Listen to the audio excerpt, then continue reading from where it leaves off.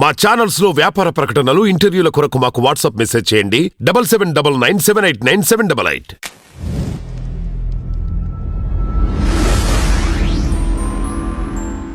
హనుమాన్ ఇండస్ట్రీని ఎరగదీసింది, లేదా ఇంకేదైనా అనొచ్చు. కానీ విజువల్ వండర్ తీయాలంటే ఒక 400 కోట్లు 500 కోట్లు అవ్వాల్సిన అవసరం లేదు. కేవలం తక్కువ వ్యయంతో ఒక వరల్డ్ వైడ్ సినిమా అంటే పాన్ ఇండియా సినిమాను కూడా తీయొచ్చని ప్రశాంత్ వర్మ నిరూపించాడు. ఎంత బాగా ఉందంటే ఆ సినిమా చూపరులకు మాత్రం దృష్టి మరల్చుకోలేడు. ఇందులో దర్శకుడు చేసిన మరో తమాషా ఏమిటంటే, ఇది యూత్కి ఎంత బాగా ఉంటుందో పిల్లలకి కూడా అంత బాగుంటుంది. తర్వాత స్పెషల్ ఎఫెక్ట్స్ ఉండాలన్నదానికి తగినంత ఒక ఛాయిస్ ఉండాలి, సిచ్యుయేషన్ ఉండాలి. సిచ్యుయేషన్ వైడ్గా విజువల్ వండర్ చూపిస్తే జనానికి కనెక్ట్ అవుతుందన్నమాట. అదే జరిగింది ఈ సినిమాలో. తర్వాత ఏంటంటే తేజ సజ్జా అంటే చైల్డ్ ఆర్టిస్ట్గా తనకున్నటువంటి అంటే ఆ పునాదిని అంటే గ్రాడ్యువల్గా పెంచుకుంటూ వచ్చాడు. ఈరోజు మన హనుమాన్లో మాత్రం ఒక మంచి హీరో, ఒక పాన్ ఇండియా హీరో అన్నప్పటికి కూడా ఆశ్చర్యపోవాల్సిన అవసరం లేదు. ఈ సినిమాని 11 భాషల్లో రిలీజ్ చేస్తున్నారు. అంటే వాళ్ళకి ఎంత ధైర్యం కావాలి, అంటే వాళ్ళు అంత బాగా దాని మీద హోంవర్క్ చేశారు, కష్టపడ్డారు, తప్పించారు, తపస్సు చేశారు అనిపిస్తుంది మనకి హనుమాన్. రెండవది ఏంటంటే 1600 స్పెషల్ ఎఫెక్ట్స్లో ప్రతి ఎఫెక్ట్ కూడా చూపరుల తాలూకు మనసును దోచుకుంటుంది.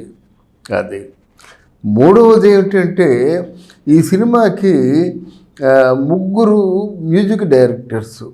ఈ 3 మ్యూజిక్ డైరెక్టర్స్ కూడా ఎవరికి వాళ్ళే ఒకరితో ఒకరు పోటీ పడి ఆ హనుమాన్ సినిమాకి న్యాయం చేకూర్చారని చెప్పడం అతిశయోక్తి కాదు. బాగున్న సినిమాలు మనం బాగున్నాయని నిక్కచ్చిగా చెప్పుకోవాలి. ఆ పనే నేను చేస్తున్నాను అన్నమాట.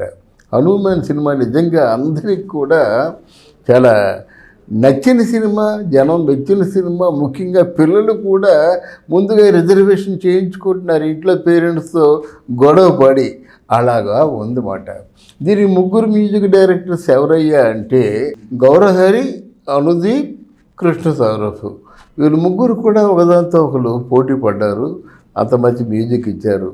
దాని తర్వాత తేజ సజ్జా హీరో అయితే ప్రక్కన అషిక గౌరవ్, తర్వాత వరలక్ష్మి శరత్ కుమార్. వీళ్ళిద్దరూ కూడా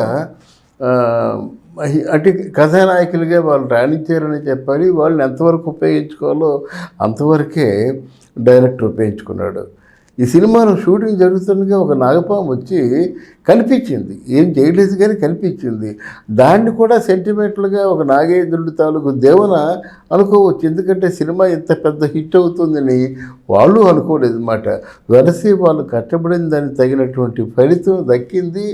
ఈరోజు సంక్రాంతి బరిలో దిగిన సినిమాల్లో ఇనానమస్గా పెద్ద చిన్న అందరూ కూడా హనుమాన్ చాలా బాగుందని అనుకుంటున్నారు.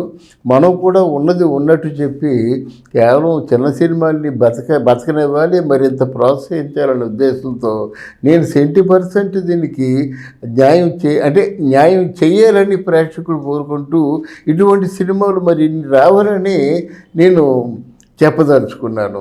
ఏంటంటే విజువల్ వండర్ చేయాలంటే 500 కోట్లు 600 కోట్లు అవసరం లేదని మరొకసారి చెప్తూ, మనసు ఉంటే మాత్రం మార్గాలు ఉంటాయి. ఆ మార్గాల ద్వారా బడ్జెట్లో తీసినప్పుడు కూడా ప్రేక్షకులకి నచ్చే విధంగా, ప్రేక్షకులు కనెక్ట్ అయ్యే విధంగా చేయొచ్చని నేను నిస్సంకోచంగా చెప్పదలుచుకున్నాను. Thank you.